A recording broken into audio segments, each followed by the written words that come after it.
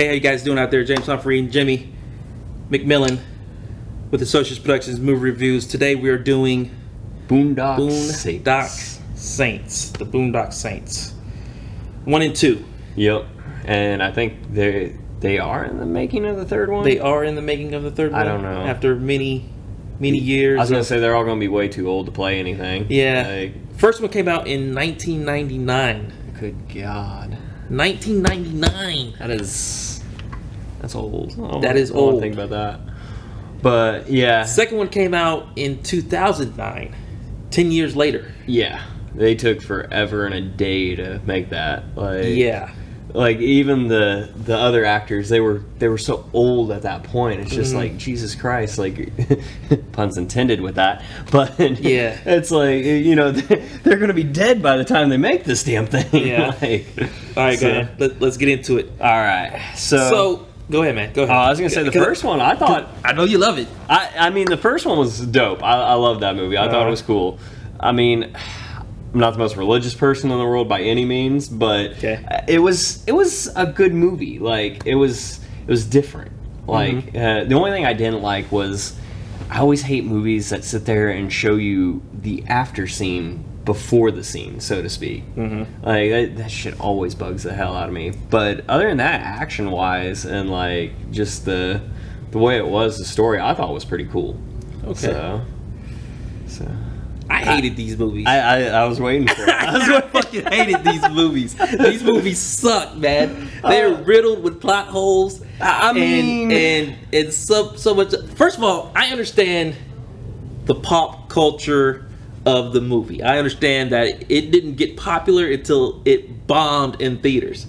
And what I mean by it bombed, I mean it bombed hard in theaters. And It felt like critics and reviewers and everything were waiting in line to trash these movies. It was really bad. I can see that for the second one. The first one, I feel... Now, I'll give you my reasonings. Okay. I will respect and give my reasonings. All right, let's hear it. You know, they were directed by Troy Duffy. The first and second one was written and directed by Troy Duffy, who's never directed anything else in his life. I think not even nothing. Really? Nothing. He did kind of he did the first one, and then he put all of his energy 10 years later into doing the second one, and he hasn't done anything else.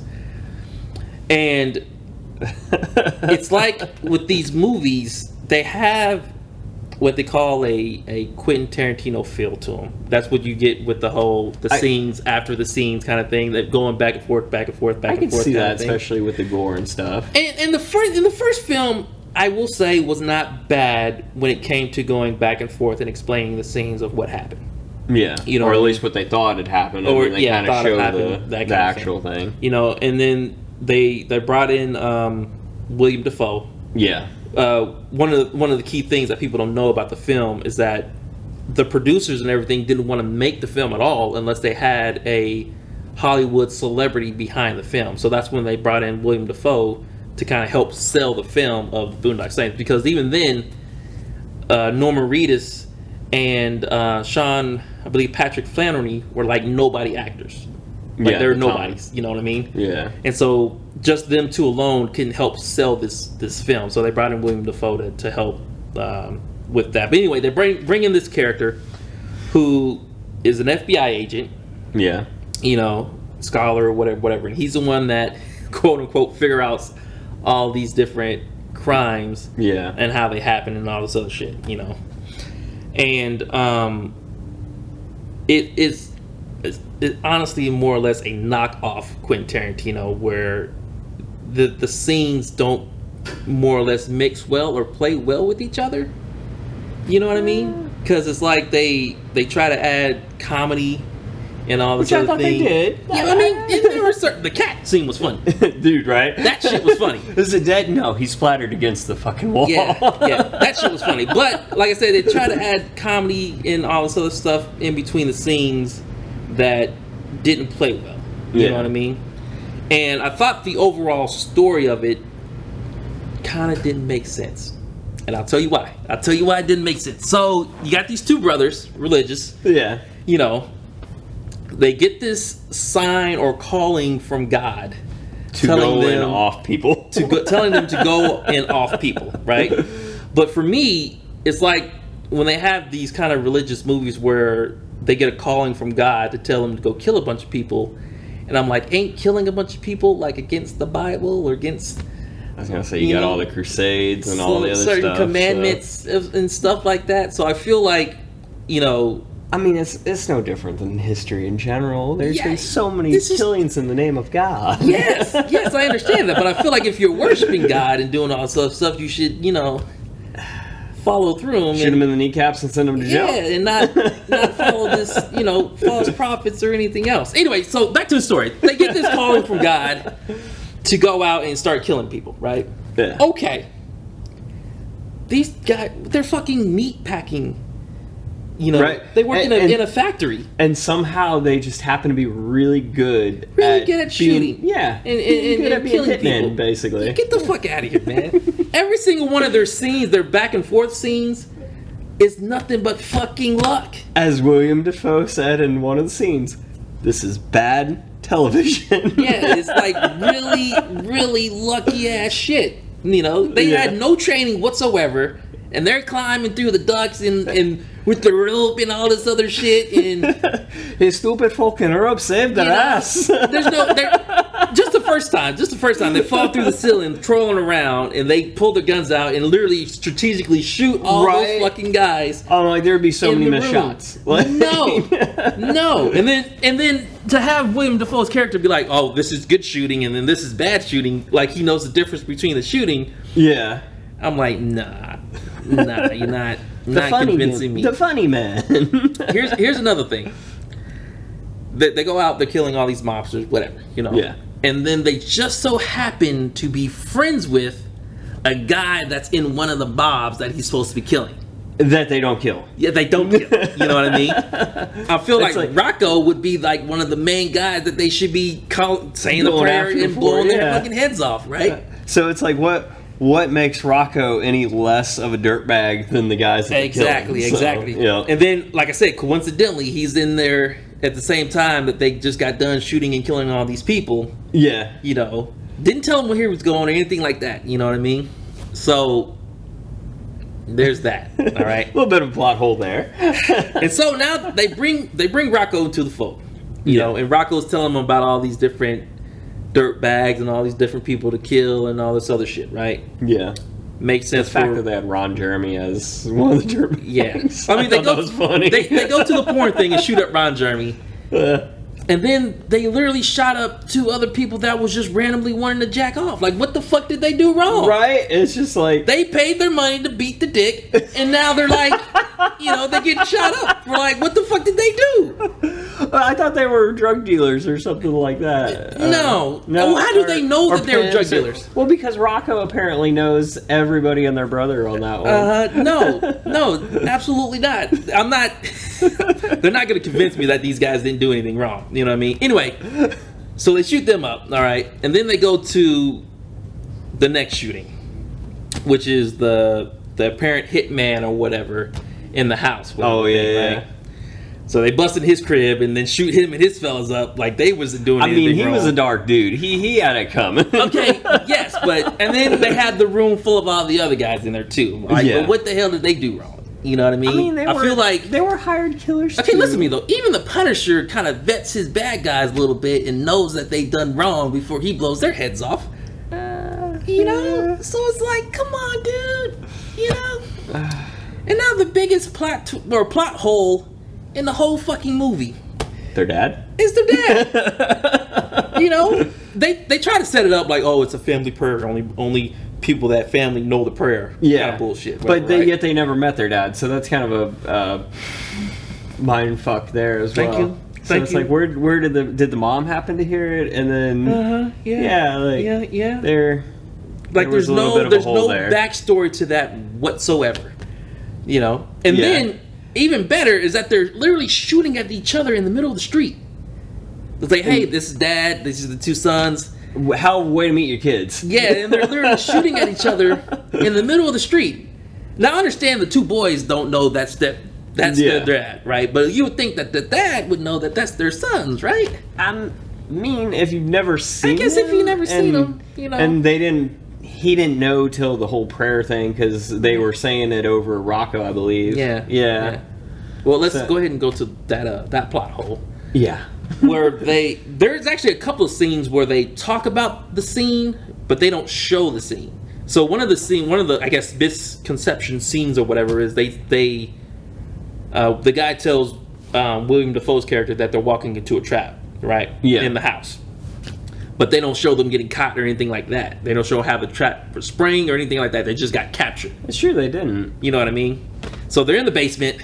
They're talking shit, blah, blah, blah, blah, blah, blah. Rocco gets killed. Yeah. And then William Dafoe's character comes there to, quote unquote, help them out. All dressed in drag, which was really kind of weird. Whatever kind of bullshit, I tell you though, William Dafoe is such a great actor in that. Well, like I said, he can do anything. They had to hire him to help sell the movie, and I could see that with him because. Anyway, so he helps them out, shoots a couple of guards, but then their father comes in and starts killing people. You know, and then they're saying the prayer. The Duke, and then the Duke comes in there.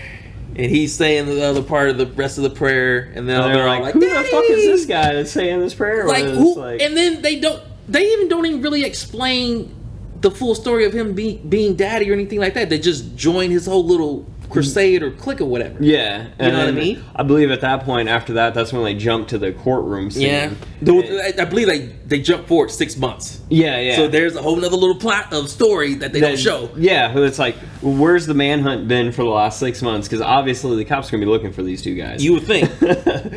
Granted, they are the Saints, but hiding in plain sight in their neighborhood, right? Like they Jimmy Bulger or some shit like that. Right? Exactly. Another great movie, but anyway, so let's go to the courtroom scene, and where this is a fucking courtroom, by the way. This is a courtroom, and Williams Dafoe character just lets them walk in, guns blazing. In a fucking courtroom, and the two cops. Damn it! I just watched this and I can't think of it. Oh, it was the three cops, whatever. Yeah. They were helping them out, whatever, but they didn't help them go into court. He literally opened the door and let them in the fucking room. And nobody saw the asses. Nobody said shit. Go into the courtroom, and there's only fucking two deputy officers in the courtroom when they bust in there. Yeah. That sounds about right for a courtroom. No.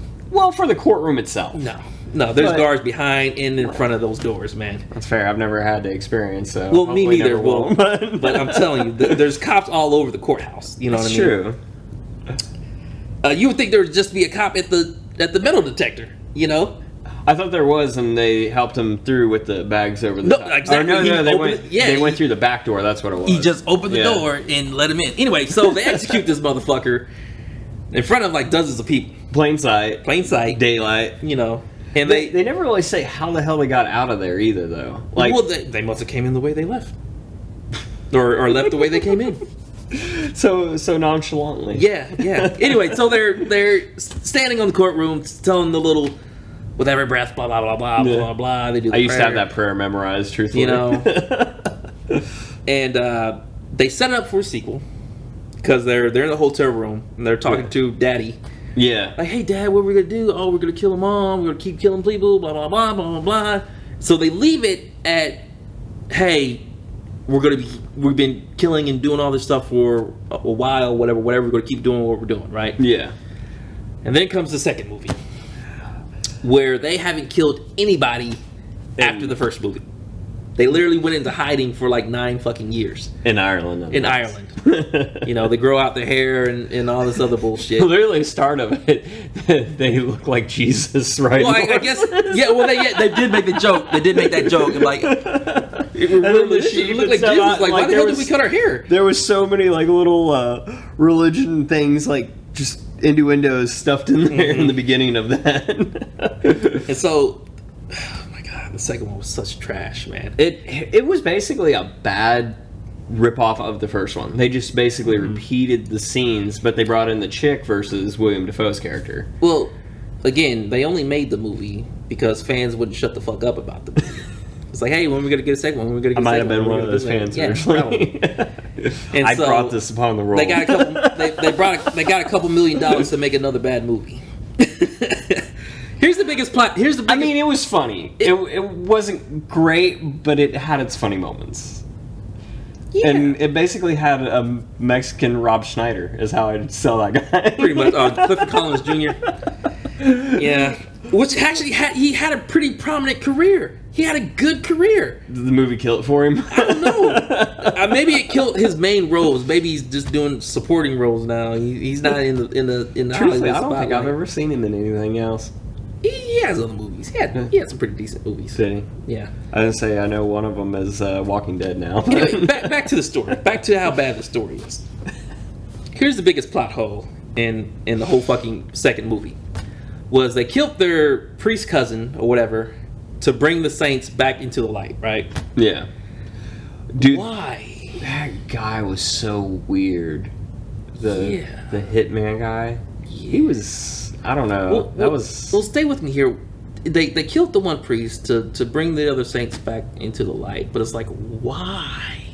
To try to lure him out to kill him. Why? He's already the head of the fucking mob. What does it matter if he's killing these three people that are because clearly... he's got daddy issues and he wants revenge. That are clearly just hiding. They're in hiding. They stopped killing whatever. Yeah. You know, he's in the main bad guy is in charge of the mob or whatever.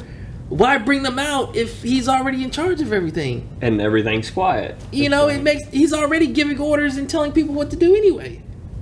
It literally makes no fucking sense. It makes no sense. I'll agree there. I'll agree with that. And so they come out, and then this guy's killed our cousin or whatever, uncle, whoever the fuck he is. I think it was just a priest. I think the priest was related to them. I looked it up because I couldn't follow it that much. I had to look it up. So the priest was related to them. Oh, okay. And so they did all that shit, and it's like, did this to send a message. We're going to send them a message back, so the saints come back out, and they're killing people again.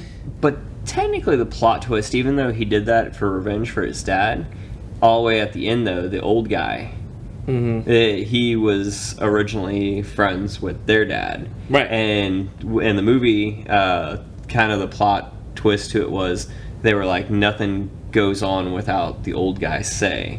So he technically brought him out because I think he probably just wanted to get back at their dad or something like that. Probably something like that. So, I mean, that's where I would see that little bit of a plot twist. It did explain how he got into the gang. Yeah. Because the gangsters killed...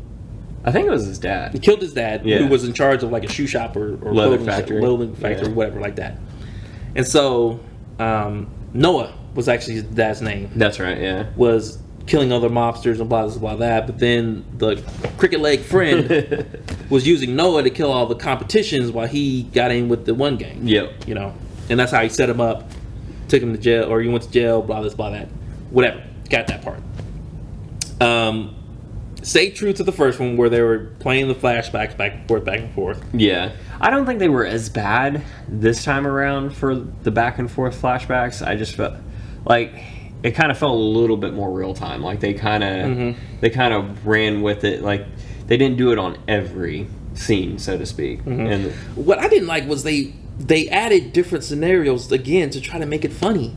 I thought it worked on the funny factor at least. It wasn't funny. It wasn't funny. Jimmy, I'm sorry. It wasn't funny. They had some good one-liners. They did have some good liners. But I couldn't pick one actual scene that was funny out of the second one. Like, it was terrible. I mean, they upgraded their guns. Yeah. Those guns were badass. But that's it. That's it. They did all the things. And then, of course, the one character died in the first one. So they had to somehow figure out a way in the writing, which I hate that shit, where they try to force write something back into it's kind of like the ghost of Rocco. Yeah, so like they do the whole ghost of Rocco. Because he starts out the movie. Yeah, he starts out the movie walking, and then he has the dream scene. Yeah. Where did you see the cat walk around because the cat's dead too. So I thought that was funny. Okay, so that was the funniest part of the movie was Gibby walking across the table in the scene, whatever. That was it for me. I don't know. I thought they had some pretty good jokes here and there through there. I feel like the action would have been better if they stopped with the whole slow motion shit. Get shot in real time. like every single action scene of them shooting is like in slow motion, just guys just getting shot instead of it just being a gunfight.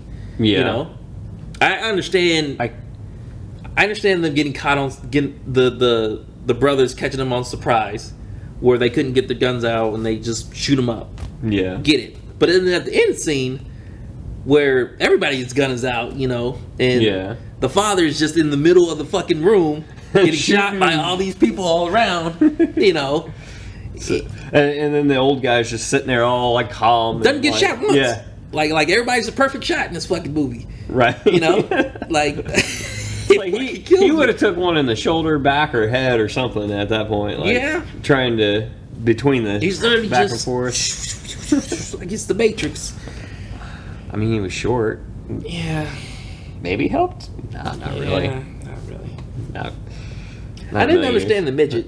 I mean, I did understand the midget, but at the same time, oh yeah, the little short dude. That was such a weird. I don't know. That was just weird writing, really. Like he didn't really fit or make sense in any way, really. Well, other than to be the hitman. I understand why he's there. Like he set up the crime scene and the killing and everything to draw the Saints out. I understand that completely. But to write in that he's like a midget and got like, this weird like obsession with him, and he's driving and the steering wheel is up here, and then when he takes the one guy hostage and his legs are like dude, right? Like that was funny, you know, that was funny. I give him that. And then the Russian roulette scene between him and his dad. Yeah. Or between him and their dad. Yeah. So that was kind of fun. Yeah. Like I said, for a religious movie, they do a lot of killing. Right. You know, and like slain in cold blood kind of killing. You know what I mean? So, but whatever. No mercy. But I thought God was supposed to be merciful. Again, with the religious and the killing and shit. Whatever. Oh. So, at the end of the movie, they set it up for a third one. For 10 fucking years later now? Because it came out in 2009. Still waiting, yeah. It's 2022 now. You know, they can only use... I was going to say, William Dafoe is up there, and I'm sure all of them are up there at this point. Like, but I guess they have the same director. Yeah. And the same two brothers. I don't know what else they're kind of doing with the story. Assuming a prison break. Obviously they got to break out. Yeah, they got busted at the end. But are they going to break them out at the end of the second one or 10 years later while they're rotting in jail for a little bit? You know what I mean? 25 years later, like their dad. There you go. No. Give it a true plot twist. I thought the pennies thing was creative, though, in the first one. Yeah. Yeah. Did they use pennies in the second one? I think they did. Yeah, they did. Well, that's how they lured him out. I don't know if they actually used them on any of the people they were killing. Do you think they went to a bank and said, "Hey, can I get a roll of pennies?" It's like here's a $50 bill. I need it all in pennies. Yeah, I need 50 rolls of pennies. I don't think that's a dead giveaway. No, not at all. I feel like they're not that hard to find either with their crimes. Right. Because all they were doing was just hiding in the bar this whole fucking time. They could literally just find the biggest Irish bar and probably find these guys. I was going to say, if you got Irish killers, where do you go? You go to a local pub. There you go. Anyway, I think that's it for me bashing the shit out of these two movies. Maybe eventually third. I want to say they were entertaining, but they were really... I rewatched them myself. I'm sure you did. Oh, yeah. And it was really bad. I mean, the first one I can sit through, like, without any problems. Like I said, I love the first one. I always thought it was a great movie. And obviously the second one, it was funny, but I will admit, it was a fucking terrible movie. It was horrible. Like, story and everything, like, but... It was funny. The first one started out good. Yeah. And then it just got really bad. It got really bad. I mean, carrying the toilet all the way up to the fucking roof. Yeah. And then jumping off of it. He would have broke his legs. Yeah. Like, there's no way. He would have been hurt. That was like, what, 4 stories? It's not even that. I mean, the way he was holding the toilet, he could have literally just did this. Right. And let it go, and then he would have been fine. He wouldn't have to carry shit. He wouldn't be able to do that. He could have flipped it, though. Like, yeah. Because he was still Either way, he could have got free. Yeah. You know. So, that's true. Instead of jumping off of a 6 or 7 story? I think it was only 4. Might have been 5. It was pretty high. Yeah. Either way, it would. It was most definitely death-defying. Yeah. Yeah. So even landing on a big ass Russian. Yeah. I'm done. So, Are you done? Yeah. That concludes. We could end that on that. That concludes this episode of trashing the shit out of the Boondock Saints. I tried to defend it. I tried. You tried very hard. And, I did. And I'm sure the director and the other actors they commend you for that, and all the other fans that love this movie. They got the tattoos for this movie. Actually, I was thinking about getting the Celtic cross. Yeah. Yeah. Next week. It also goes with vampires and the whole gothic thing, so, you know. No, not with the peacock. Well, you know, jackets. They have the jackets and the jeans and shit. Well, the cross thing. But also, one more thing. I'm sorry. One more thing. They were doing all this shit in the middle of the fucking day, by the way. All these killings were done in the middle of the day. Not all of them. The strip club was at night. Okay, I'll give them the strip club. The strip club was at night. But still, they were shooting a bunch of guns. And then the high rise, when they come busting through the windows, that was at night. That was the second one, though. Yeah. I wouldn't count the second one. We no longer count the second one. The second one is irrelevant? It's done. We don't talk about the second one anymore. Okay. All right. The first one, in the middle of the street, shooting a bunch of guns. And yeah. Next week, we are doing a gangster special where we are talking about prominent gangster movies, Goodfellas, Godfather, that kind of thing. Had some pretty Untouchables. That was a gangster movie. We had some pretty prominent actors get passed away this year, and so we want to give them tribute on that. So that's what we're going to do. It's about an hour-long special of talking gangster movies. We'll get you guys next time or next week on Associates Productions Movie Reviews. Jimmy, James, we'll catch you guys next week.